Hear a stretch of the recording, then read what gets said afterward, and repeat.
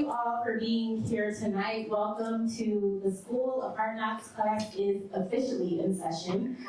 We have so many exciting voices, exciting creatives that I want to hear from tonight. And I love this conversation because it's not just about the highlights, the wins, the success, about owning a business in this industry, but tonight we're going to talk about those hardships, the things that are not really spoken out loud. So if you are connected to fashion in any kind of way, just raise your hand or make some noise. Okay, if you are connected to your community in any kind of way, raise your hand and make some noise. Okay, period. And if you're a creator of any kind, raise your hand.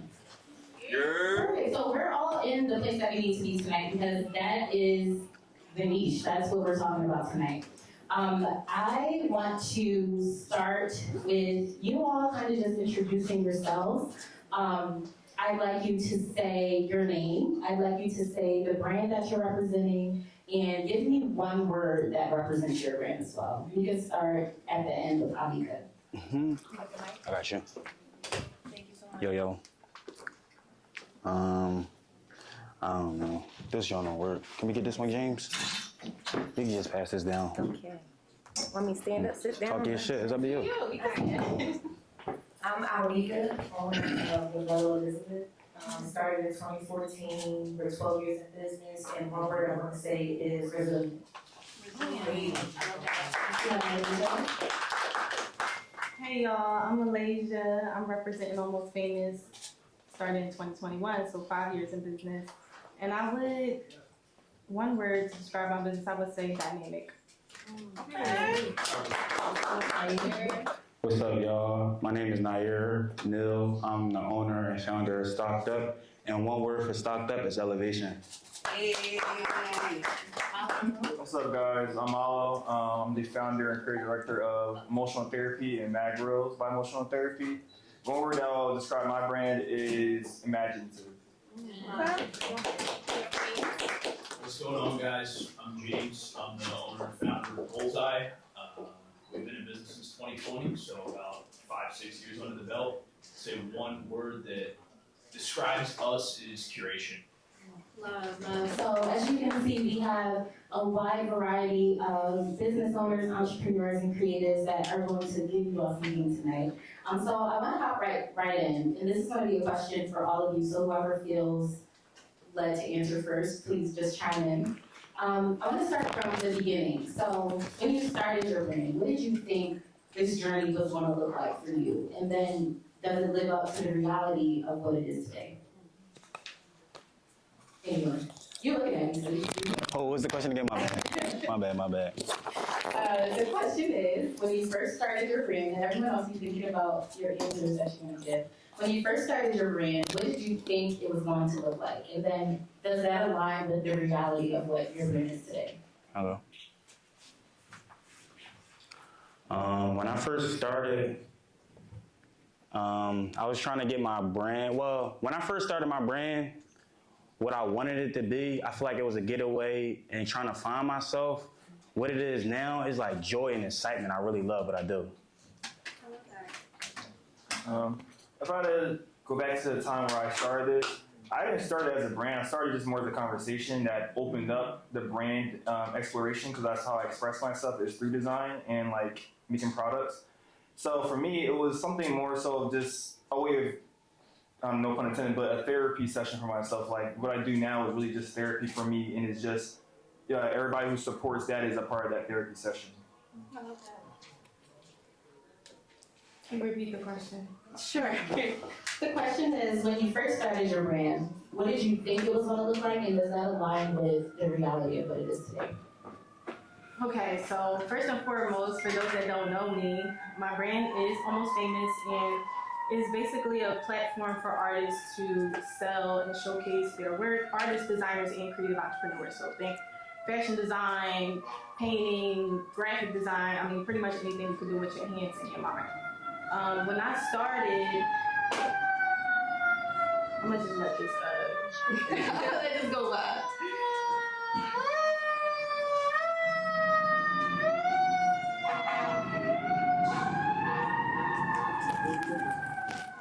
When I started my brand, I had a vision for my brand for a very long time.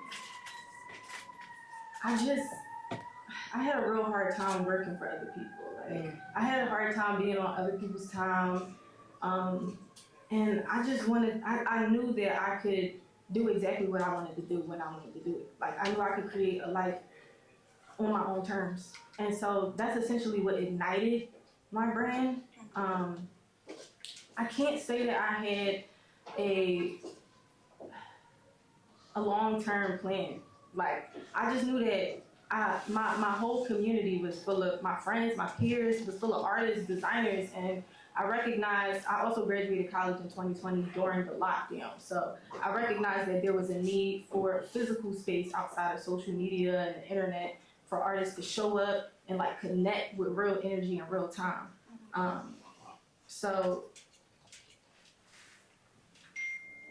yeah, like I a lot of my brand was really an expression of myself, and I knew that other artists, because my friends and my peers were artists and designers, they were a mirror of me. So I knew that I could show up authentically, and other people would show up as well.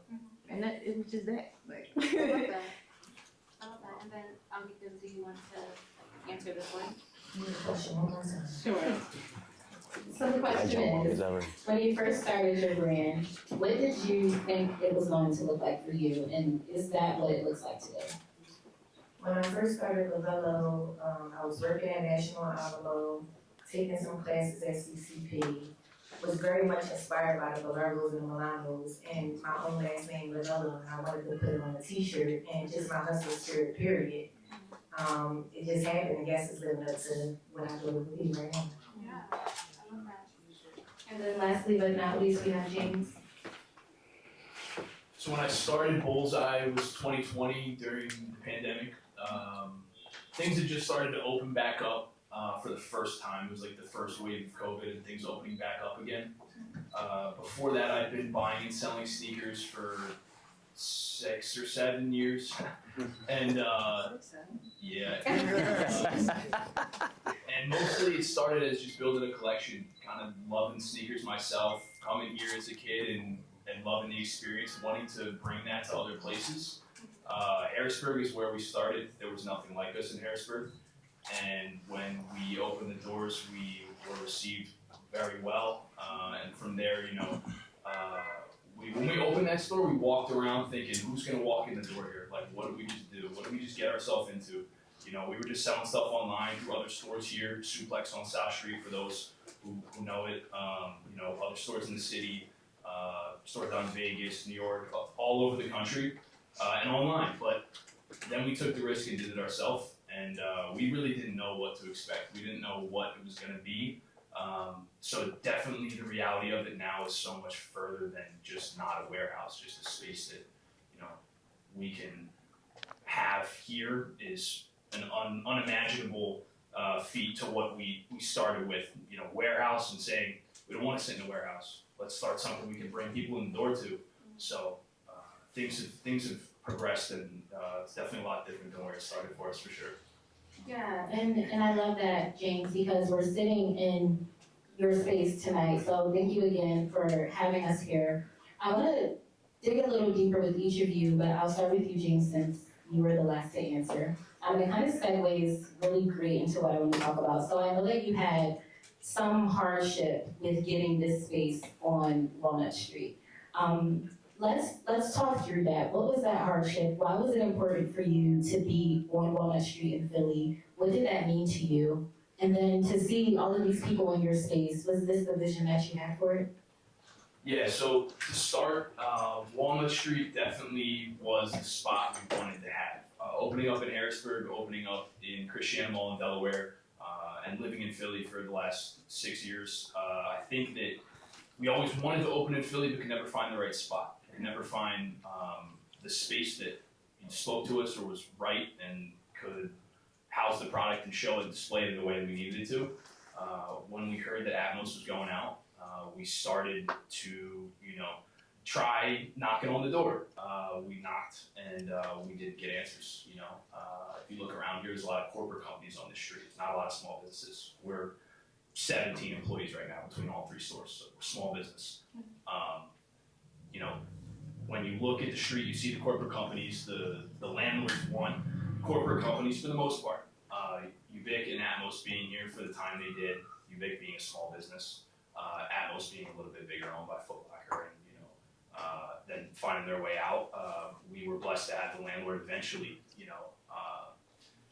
hear us after kicking down the door a little bit, just not taking no for an answer and saying, hey, we need to get in front of you and talk to you about what our plan is for this space, what we plan to continue with the legacy that this space holds, and what we envisioned was community and providing a space for creatives, providing a space where you get that same feeling that I got when I was a kid when you walk in a sneaker store. Like, this is sick. You have great customer service, especially in the day and age where everyone's buying stuff online. You can't touch, feel, see things anymore. I think that being able to do that, I particularly don't want to lose that. I think a lot of other people don't want to lose that too. You need the human interaction. You want to try it on, touch it, feel it, see it, put a fit together with it. So I think wanting that for Bullseye and wanting that for Bullseye in Philadelphia and seeing what this is tonight, yes, definitely puts a smile on my face for sure. Yeah, no, I can only imagine how proud you are. I want to ask you if there was a moment where you thought that would not happen for you, when you were going back and forth with the landlords, and when you saw that this was mainly a corporate strip in downtown Philly, did you have any doubt, or was it just like, no, this is what I want, I'm definitely going after it? So yes, there was probably a 3-month stretch where I was completely convinced this was not happening. Like, we tried, sent an offer in, no response. Not even like, hey, actually we need to be here. Like, not interested in your business coming into this space, and respectfully I understood it, but I wouldn't take no for an answer. But yes, definitely multiple points and 3-month stretch probably of saying, all right, we don't expect to get into this space. We're gonna keep looking around. Looked at other spaces too. Like, we don't expect this to be reality. We don't expect this to work out. And then I think one day I woke up in the morning and I'm like, you know what? I'm gonna email her again. I'm gonna try again. I have to try again and see if we can get somewhere. And let me just get in front of this guy and talk to him. Let me speak to him and tell him what I see for this space and tell him about what our plan is. I think that for those of you out there thinking, hey, I wanna open a retail space, or I wanna start this thing that I've been wanting to do for a long time, come with a plan. Think about all the ways it could go wrong. Think about all the ways it could go right. Run your projections and look at things on the lower ends and try to make sense of things before you come to somebody that's saying, hey, it's going to have all the questions for you, right? So we tried to come prepared as we could. I think, having some of the prior success in the other stores helped us to have the answers for them. Yeah, and I think that this is a perfect example of what betting on yourself and not taking no for an answer can look like for you. So to the entrepreneurs, to the business owners, make sure that you are going after what you want with your whole heart. Thank you for that, James. Thank you. So, yeah, let's hear it for James, y'all. So I want to come to you now, Malo, and I want to talk about your beginnings. So you were a graphic designer, or you are a graphic designer. Yeah, I'm still a graphic designer. Yeah, you still graphic design. So, but now you own your business, Emotional Therapy. So, what was that pivot like for you? When did you realize that you not only wanted to create for others, but you wanted to create for yourself as well? Okay, yeah, so if I just backtrack to how I got started in graphic design, I went to school for fashion merchandising and learned about like the business and structure of how to operate business from like an employee standpoint. I was still creating, like I was always in the passion of creating and designing and all these things. And had this idea of like, oh, I want to start learning how to graphic design. And we had classes, but it was something I had to take a little bit later on in my journey. So I just started asking my friends, like, who can help me. I knew I had one friend who was already taking classes, so he showed me the basics. And from there, I just started to fall in love with it and kept it going. And then luckily, I started taking a graphic design class while I was already doing these things on my own, to where it opened my doors up in my mind to see, okay, the real fundamentals outside of what I'm learning on YouTube University. While doing this, I had a friend, his name's Siddiq, he owns Paradox. he reached out to me. He was like, we went to high school together. He's like, yo, bro, like, you know, I don't have a graphic designer for my brand. Can you help me out? And I was like, all right, well, I'm learning, so I'm down to help out. So when I started with him, it was like, this is 2019, I want to say, when I started working on Paradox. And it was, I love that we had this understanding where he didn't know where he wanted to take the designs, even though he had a business. And for me, I wanted to learn more about design, but yet I didn't have the business to apply it to outside of classwork. So having that ability to kind of work hand in hand day by day, I was able to learn a lot from the design standpoint and seeing, okay, what does his customer want? I knew that he had a graphic, I knew he had a logo, but how can we expand his logo across not only the simple of just branding it on a hoodie, how can we put it on like some hats, how can we put it on, you know, a plethora of things, and how can we even like manipulate it into two different designs. So while I was doing these designs, I realized I was enjoying it, and I started to work with other people, even up here, like my other friends up here. We started to work together, and it was something that was fun. But I always realized, that for me, I like to design a certain way that I know I can't push on somebody else's business, like especially if they're not in that lane or if they were even interested. So for me to be like, oh, do this, I don't want to be demanding for somebody to try something out I know they're not into, especially if that's not a part of their community, not a part of their brand story, nothing like that. So for me, again, starting off even emotional therapy, that was by 2020. And when I was doing those things, I just, again, wanted to express myself. The way I designed it, the first hoodie was, it said, what makes a person whole? Is it love? And it was this infinity sign, that was an infinite question that we all ask ourselves that we may never find the real answer to, but we are always curious and always striving to figure out, okay, what is truly love to us?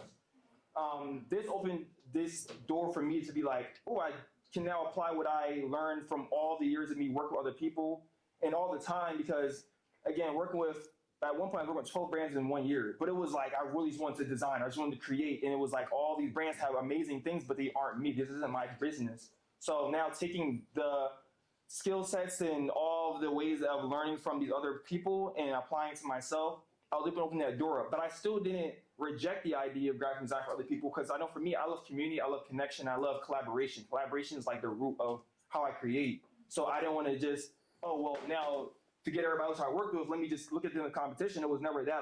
I just had my way of expression. They had their way of expression. So if there's ways that we can join and merge into ideas, cool. If we can do something even just as simple as this, I'll do that. But graphic design was like that outlet for me. So as I design now, I've designed for Meek. I did his merchandise for when he had his event at Wells Fargo Center a few years ago. And even with that, it wasn't like they reached out to me. They reached out to my friend Leslie, who owns Torture. He reached out to me and said, yo, bro, I need you to help me with this. We got to do this in maybe 5 days. Can we get together?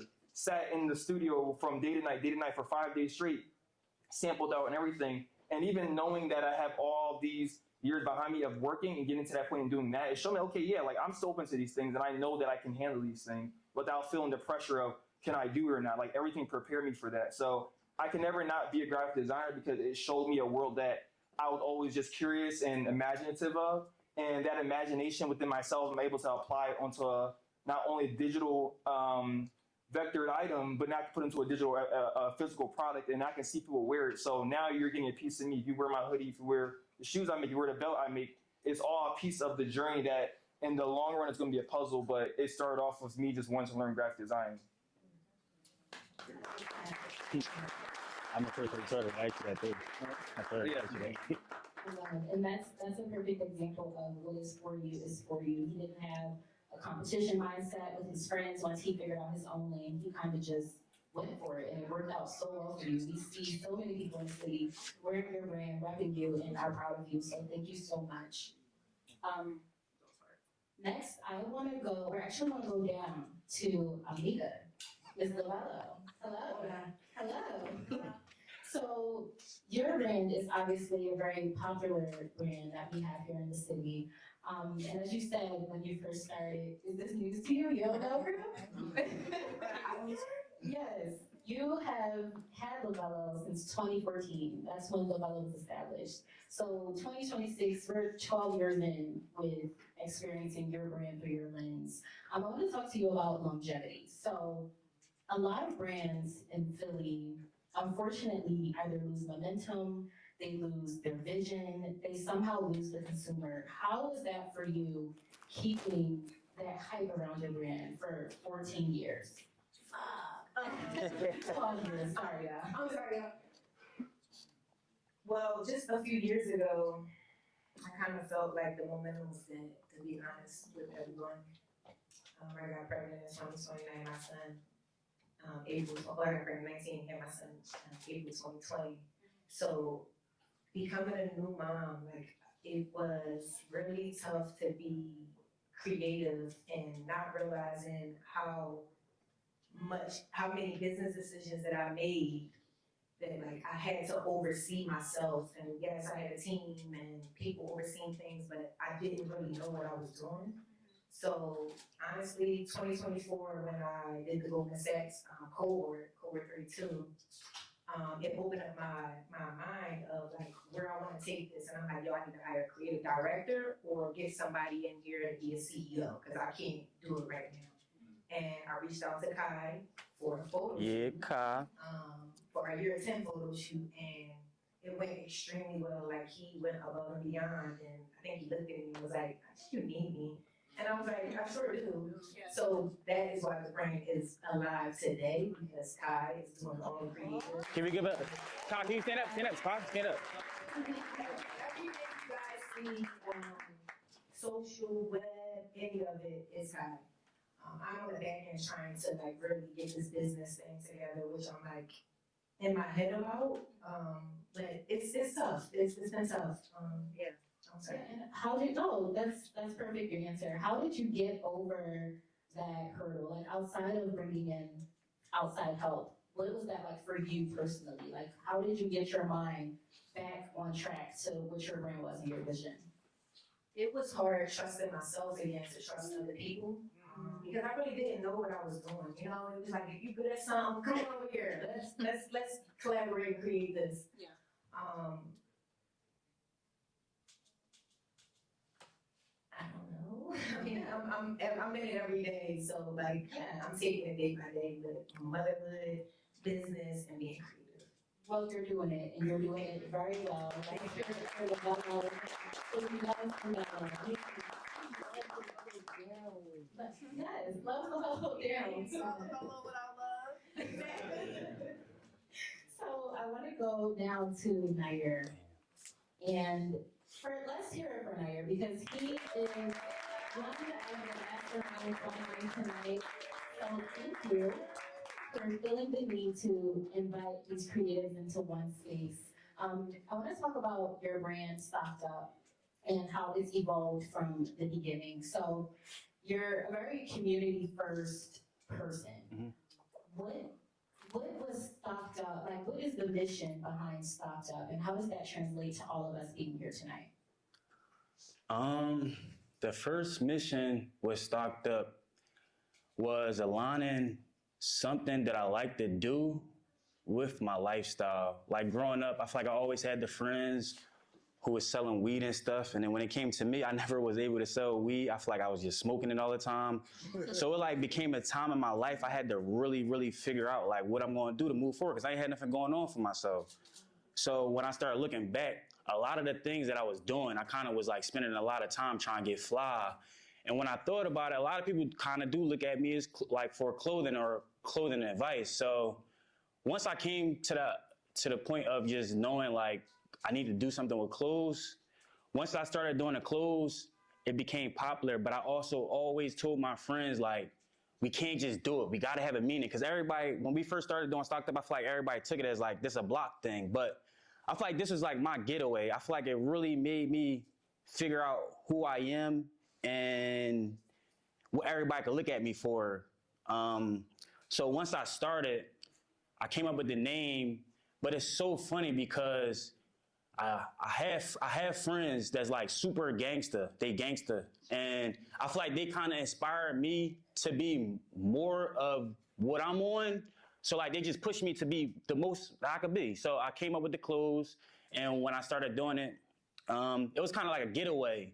And when I started making the clothes, I kind of start thinking, like, I'm not around the right people. They're not fueling me to be better at what I'm doing. So I met back up with DJ, Hashland, Leon, and all them back around, like, 2015. And I just feel like I was around people like me. And once I started getting around people like me, it just pushed me to, like, come up with the meaning of we started at the bottom, right? We started from the mud. We never really had nobody to like give us game or anything and stuff like that. So I started just searching, and I never really had no old heads or no mentors to like put me on clothes. So I feel like it was very important for a person like me growing up to find out these resources, travel, and always bring it back home. And that's when I came up with Stocked Up. And once I came up with it, I just feel like where we started was where we was at, but where we going is something different. And it don't really matter where you at. It really matters where you going in the world. And yeah, we started off with nothing, but now we pushing forward. And I just feel like I got bully resources because we come from Philly with nothing that's given to us. So now that I'm in the position that I'm in right now, I just feel like I got a lot of knowledge with like clothing, community, and even like my friends up here, I be having talks with them all the time. And I'm not gonna lie, it'd be the best talks ever. That's really why I came up with this event. I'm just like, I just wanna have a conversation with my friends in front of more people because in Philly, I feel like we don't get praised as being creatives. I feel like the people that get praised is rappers, drug dealers, and things in that. And we really are important in the world, like creatives as a whole. Like they need us. And I feel like it really get overlooked so much. So I just feel like being in the forefront of everybody, I just feel like it's my job to like just keep putting the people who doing things in the city in front of more people to like be able to talk to them, to know them and things like that. And I just feel like it's my job to make sure that we just moving forward as a whole. So that's why I came up with this event. I love that. I hope that you never stop making events like this. I hope that this is just the beginning of bringing the community together in a space like this. You talked about where you're going with Stocked Up. Where are you going? What's the vision for? So the goal for Stocked Up is right.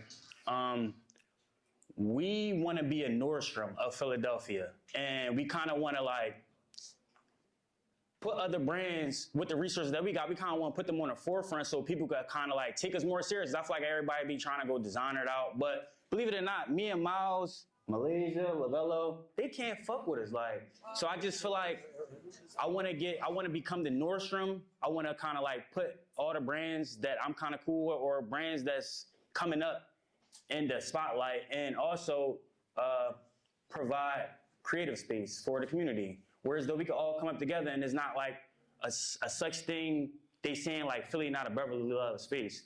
But I just feel like it takes, just keep jumping out and just keep putting everybody in front of each other for us to just keep it going for real, for real. Thank you for that. Let's hear it again for Niare.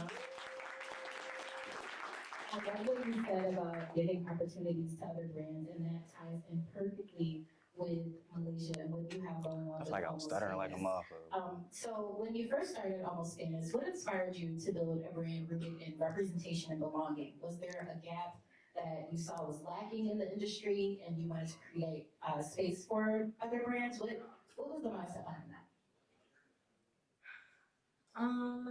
Well, to piggyback off of what Niare said, it's ridiculous to say that creativity, art, and design don't matter.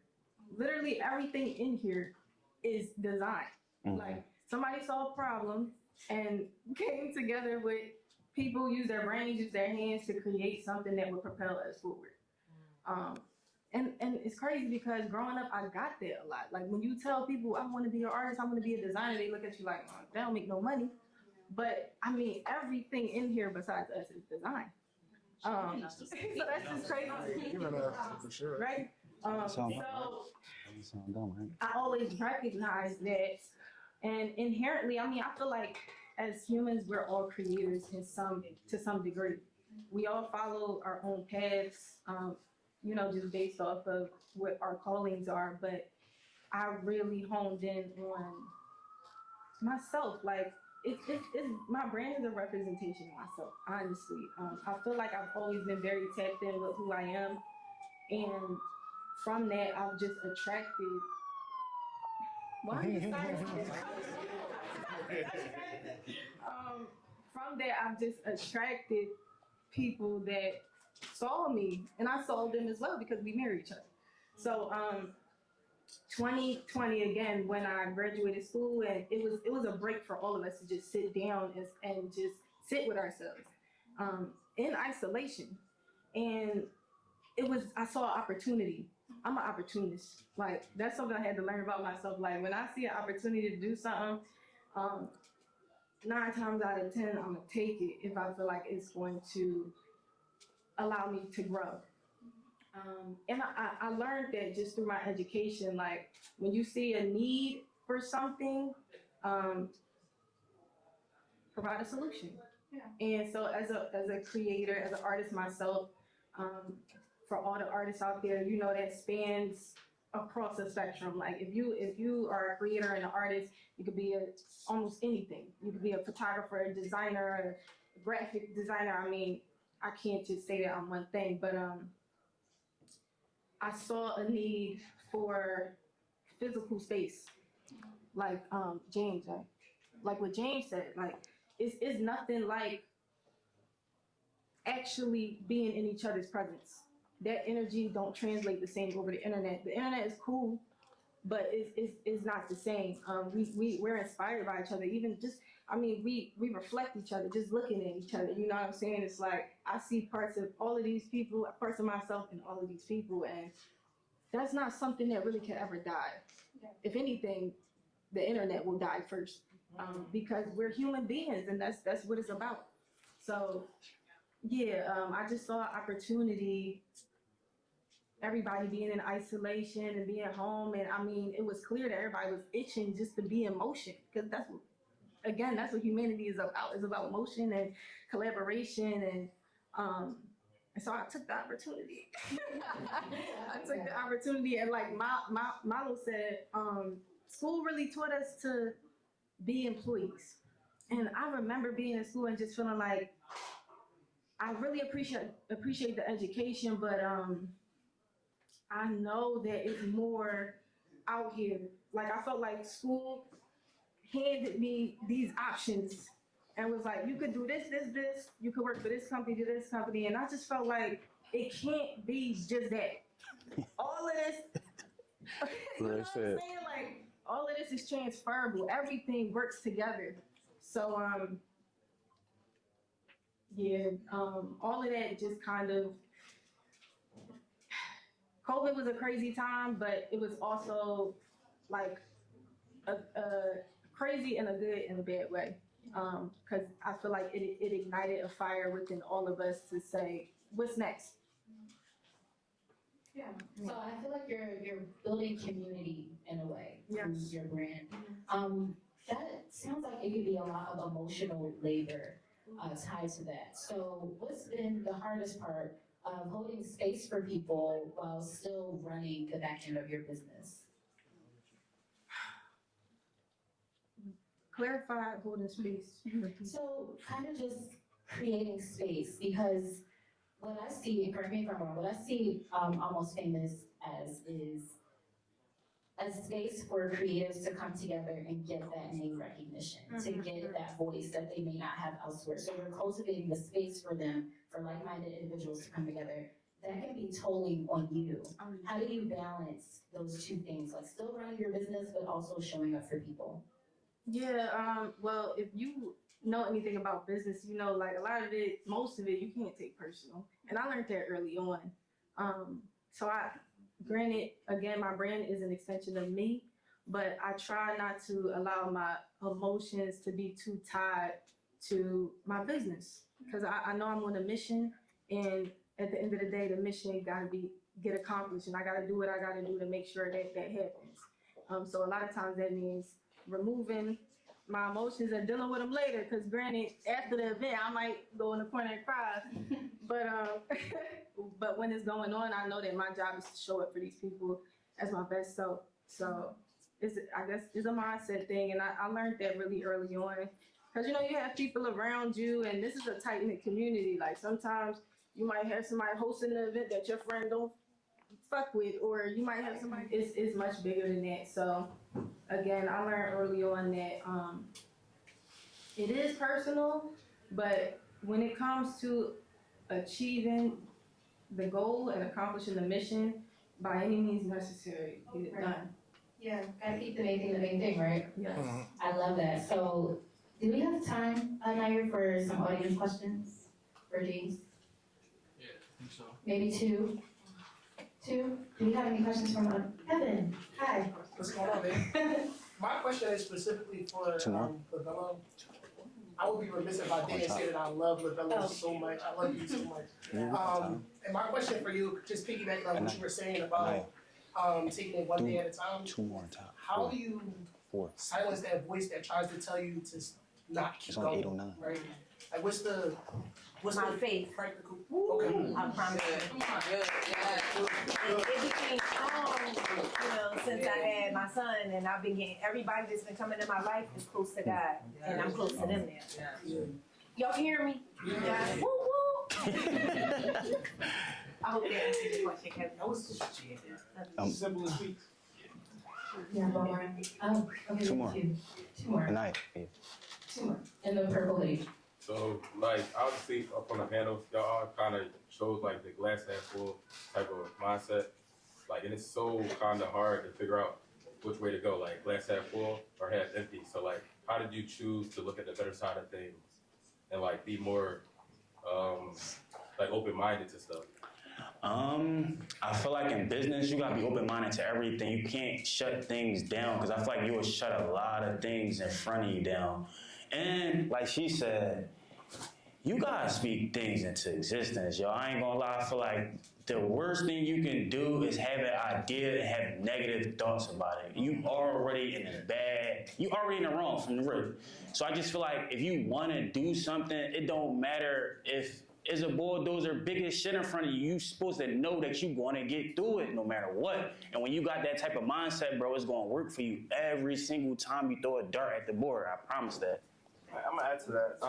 So for myself, I think over last year I experienced that half-empty mindset where I was holding myself back, where I was doing things, but being that the results weren't what I expected, I would take it as like, oh, I didn't achieve what I wanted to, even though results were shown. Like, and how they always say, like, every L is a lesson as well, which I learned a lot from those moments, especially in last year, to where now it has redirected my mindset this year as to take more chances, open up to more people in ways to where, okay, if I need actual help, look for that help, rather than sometimes I might try to have my hands in every single pot at once. Take something back and find people who can really assist with bringing a new world to the brand, rather than just, again, I'm just taking away from that by holding it all to myself. In addition to that, I feel like while going through these mindsets, I realized that as long as you keep momentum, you always prevail. So like, if you stop yourself, that's when you're holding yourself back. But if you can keep trying, even if it's not exactly what you want, you keep up every single day. Get up and keep going. Like, you might not have the best day. Every day gotta be perfect day. I'm gonna have a great day. But for me, I like to speak to myself in the mirror and say, like, I'm gonna have a great day today. I love myself. Keep going, keep going, keep going, keep thriving. And those days are my best days. I might not do the most outlandish, lavish thing in the world, but it's the fact that I'm trying every day and I'm keeping myself aware and assertive to know that I'm gonna get to my goals. Might not be as fast as this next person's goals, what they achieve. Especially with social media, I feel like social media brings that half-empty mindset to the top of our face. In our faces every single day. We're on our phone and scrolling. We see all these things. Somebody got a new car. Somebody got a new house. Somebody's in whatever part of the world, and we feel like we're not doing enough. But a lot of us, everybody in, we're all young enough to where we can still try. And even if we get older, there's no stopping point in our lives unless, again, we stop. So as long as we keep trying the momentum, we're going to see the results. We might not see that person's results the same way we see ours, but as long as we love ourselves enough to keep going, why are we looking at ourselves as if we aren't achieving those things? So that keeps that half-full mindset now more consistent than that half-empty mindset. Mel wanted to add something. She wanted to add something. I just wanted to add that life is about perspective. And your reality, like Niare said, really is a projection of your thoughts. Like, just think positive things.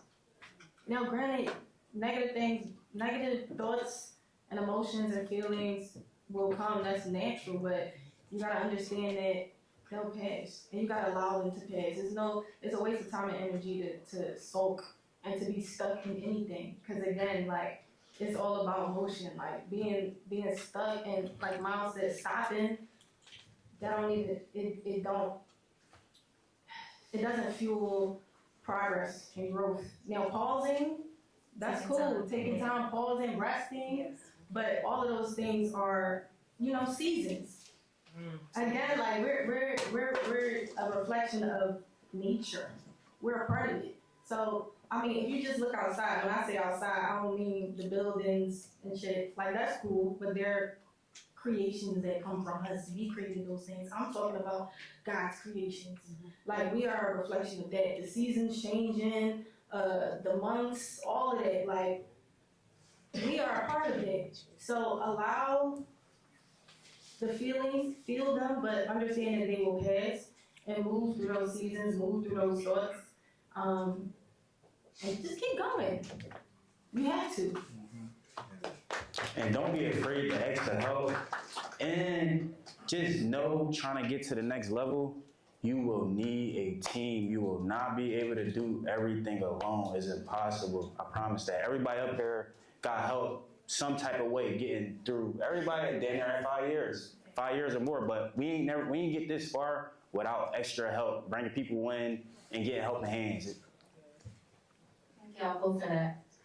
We have a few. Let's go Red Beanie in the back, and then you right here with the button. And then you first. My question for the panel is, what do you think your biggest opportunity for growth is going into this year, I guess?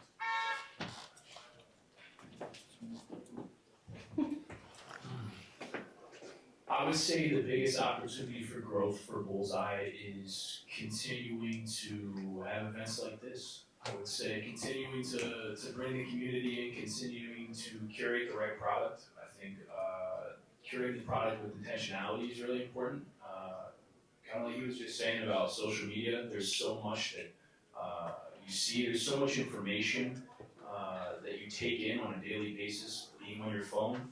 I think the intentionality of the curation and of the brands is really important in a day and age where there's so much being shown to you and so much flying by and fast fashion and things burning out quick and trends going, and there's so much to look at and see and do. So I think the intentionality is the biggest opportunity for growth here in 2026 for me. Yeah, from my standpoint, mine is where last year, again, I was in a space where I didn't take advantage of certain things I knew I should have, but I doubted myself. So changing that mindset of doubtfulness to hopefulness and pushing myself forward instead of holding myself back. Again, hoping myself to working with new team members and trying out new things. I have some great things going on that's going to be happening this year, and I know that as long as I'm on top of it, keeping myself in check. Like, I'm in the meetings I need to be in, but further in meetings, we're taking action. A meeting is only about so far. Like, a meeting is just words, but if you don't take action on those words, you can talk to anybody just regularly. Like, oh, I'm going to do this, I'm going to do this, but you have to take action on those things. So even with those things, like going to good events that will allow me to network and open myself up more, speaking on things like this, a panel, or speaking to my community, or speaking to, even just on social media, I've been trying to get better at being on TikTok and just talking how I'm talking here. And just continuing that process of every day is a new day, so keep pushing towards whatever I'm aiming towards. I might not always get exactly what I want, but that's okay because the results of what I have had, of what I've gotten, might actually be better. Like, if something didn't work out, oh, this didn't happen the way, like, let's say if I didn't have this best drop over here, okay, that's all right, next minute, 2 months from now, I have an event, and then that next one goes amazing, or, oh, like, this design didn't come out the way I wanted to. It's okay, I can just take time and just practice it. Maybe I don't know all the different techniques that go into the design yet, so it's always just changing that narrative in my own mind so where it doesn't make me quit, it just keeps me going. The biggest opportunity for Stocked Up is just any opportunity is good for us, because anytime we do get an opportunity, I promise we will be bringing y'all with us. The biggest opportunity for Almost Famous, I feel like, is that people are really getting sick of being controlled and being, I think people want to take control of their lives. And people understand that, again, like, we can't sit and look at our phones all day. It's just not natural. So people wanna connect and be outside and exchange. Again, thankfully. So yeah, that's how we get opportunity. I believe the biggest opportunity for growth for Lovello right now is building community, storytelling, and just execution. Do we have time for one more? Two more? Okay. Two more. I think they were already designated. You right here? Yeah, I've seen most of y'all, like, you know, and how y'all operate. And I understand, like, business and creativity as not just a, I guess, fun thing, but also it's a lot of times it's an internal work, you know what I mean? So I was curious on your worldviews about, or just your views, period, about adversity and how you utilize adversity to work through your creative process. For me personally, I try not to get mad at things. I feel like that's something that business did for me. So like anytime something do happen, I just try my hardest not to dwell on it, bro, because it could really cook my whole day if I sit there and really be mad about it. So I just feel like I try not to be mad at things, and my process, bro, I try to always have fun doing it, because trying to be serious all the time, bro, this business stuff will get burnt out. So like, that's why y'all be seeing me on the gram just doing all random stuff, because it's really part of me, just like, that's my process of creating for real, I have to have fun. Otherwise, I'm just gonna be on some angry stuff all day long, and I don't like that. I think that's two things. So for me, it's like, all right, so I love world building. I think that adds to this adversity that I'm looking for. If I want to make the world I want to make, I have to find a way to get to those points and access those points. So with Mag Bros, it's something where I want to see it be as big as Disney or big as Sanrio, Hello Kitty. So it's like, I look at that inspiration, I love it. Like, it really like drives me every day. I'm like, oh my gosh, I want to try these things. So putting myself in positions that make those things happen, meeting the people who can make those things happen, opening myself to collaboration if it makes sense. And also, when it comes to like putting my mental health forward, sometimes I might step back and again get in my head too much, and I realize, like, wait, like I'm really connected with my emotions. Like, ironically, again, to emotional therapy is really a reflection of who I am. I'm really well connected to myself, and if I start feeling overwhelmedness, like step back, like how Mel said, go out to nature, see things, explore things. Like, not every day has to be hand on the paper or on the drive. Like, you can just step back sometimes and really just realign yourself, take time for yourself. Self-care is really important, and that adds to the adversity, because if you're just burning yourself out every single day, just going at it, but you're not keeping yourself like in check to say, am I okay? At one point, you're gonna run past the goal, because you're like, wait, like, I'm not realizing like I'm just burning myself out. You might pass out before you reach the goal. You might give up before that. So just taking time and stepping back and realizing, all right, today maybe I won't go and do these crazy designs or go do this big event and stuff like that. Maybe I might just go walk around. Maybe I might do some ice cream, treat myself, and just enjoy that time to myself without even outside issues. Like getting off your phone, things like that will build that adversity. So where this new year that we have in front of us, we're only in February. We have many more months to go. So don't look at this year as, oh, well, I'm not doing as much as I can do now. So by I'm already looking at December, so I got it done. Like, every single day is a new day. So take it by those days. And every day's not going to be exactly the same, but add the roller coaster effect in there and see, like, all right, that's fine. It's going to work out in the end. Yeah, I think a lot of what he just said is the same way I feel about it. It's a roller coaster always, and there's always going to be ups and downs. It's important to stay positive. It's something I'm working on, though, too, to be honest, to take some time to not work.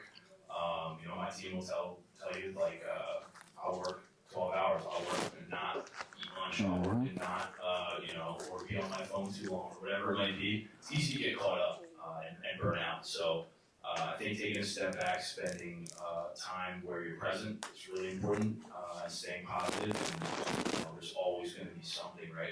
Your to-do list will never end.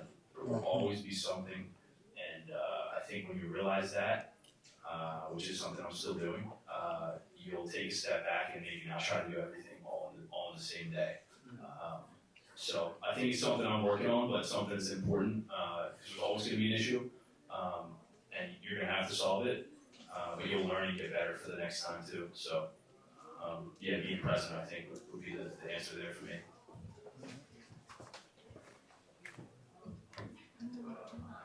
No pressure to add if you don't have anything. I think fear is a constant emotion of mine, and like just doing it through fear, and also like trying to just eat myself, because I'm like I feel like I'm misunderstood and scared of being seen in some type of way. But I do want the brand to grow and myself to grow. So every day just fighting that feeling of fear of like, should I do this? What people gonna think? And it's like, I know what inspires me, like people that are really being themselves. So me just being myself, like just pushing through that every day. We have one last question from the audience. I think it's you. I wanted y'all to explain like the mindset of being able to come together, because sometimes as creators, we jump off and we think that, oh, this is only for me or only for my people or this is only my vision. And we come from a city where it's crab in the barrel, where like Nas said, oh, this is not the city of brotherly love. But coming out to the events, this is the city of brotherly love. People do want to network and stuff like that. So I just want y'all to explain the mindset of being able to maybe put that pride to the side, or get into that mental of being to say, you know what, let's come together and make an event or collab a brand or collab or whatever. So I just want somebody to speak on that mindset. I would just say it gotta start somewhere. That's what it really come down to, just starting. I think you kind of answered it. Like, put your pride to the side. It's not about you. Like, it's bigger. It's bigger than you. It's bigger than us. Like, you gotta be able to zoom out. But once you do, like Niare said earlier, when you go in it on your own, you quickly realize that you need help. You need other hands. You need other brains. You need people to believe. You need people to believe. You need people to talk to. All of that. Like, it's energy. You need energy to fuel your vision. So you realize that very quickly, as soon as the motion is started. But all of that pride and ego and stuff, like, none of that. I mean, it matters a little bit, but it's bigger than that. That's my whole thing. Like, it's bigger than that. And it's like when you really connected to people who doing things just like you, I feel like it's very important to have them conversations just to make sure like y'all ain't tripping. Y'all all, like, when we all have conversations, I ain't gonna lie, we all go through the same stuff. So it's like, I feel like sometimes you be having to hear that to make them, so you know you secure and you ain't tripping about certain things. That's why I want everybody here in the same room, because I feel like we all on the same type time. And I feel like if we all on the same type time, why are we not all here together? I have one last question for you all while we close this this portion of the night out. In a sentence or less, what can we expect from you all this year? What can you leave us with? I was tired. Can I let Kai answer this question? Sure. Give it up for Kaya! Yeah, Kaya! So that people can see you. Okay, the question is, what can we expect from you all, from Lovello, this year? What can you leave us with? I think you guys can expect more representation, at least for the culture and the industry of fashion. Just get ready to see more people that look like us. Representation is a good one. I'll also say visibility. Like, I don't know if y'all know, but it's people. Philly really is about to be crazy this year. And this year moving forward, there's gonna be a lot of people globally coming to this city. So I'm gonna say visibility. Like, again, being an opportunist, taking advantage of the opportunity that we have to show ourselves to the world. So yeah, that's my guy. What will y'all see from StockedUp 2026? Everything y'all been seeing us doing, I just feel like y'all gonna see that more of in an elevated way. That's all.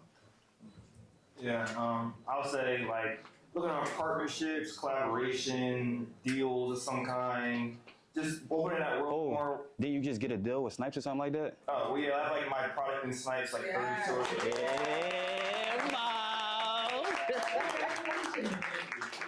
So doing things more like that, really world building, like taking charge, like really reintroducing the brand in a stronger way. I want to reintroduce the message of how I started off and like really put that value back into where it was supposed to be, rather than taking it away or trying to kind of add to the trend that's going on now, like really showing what we do. And even with macros, like you really have only seen the beans. Like there's a lot that's really there that I have yet to show. So again, building that world up is like really the essence of what I'm trying to create now. This whole entire year and so forth. I think Bullseye in 2026 will be an experience more than it is now even. You know, we have about 7 months under our belt here. For those of you that don't know, we opened late June of last year. So, you know, creating the experience here, not just the product, but what a good retail experience should be. Not, you know, not where you're thrown to the side and not paid attention to when you walk in the door. An experience that that you enjoy and you leave with a smile and you feel fly, you feel happy. I think that's really important to us, and that's what you can see more of us do in 2026. Great, so there's so much that we have to look forward to from all of you. I want to thank you all for allowing me to be your moderator tonight. Thank you to our panelists. Can we give it up for Aniyah one time, yo?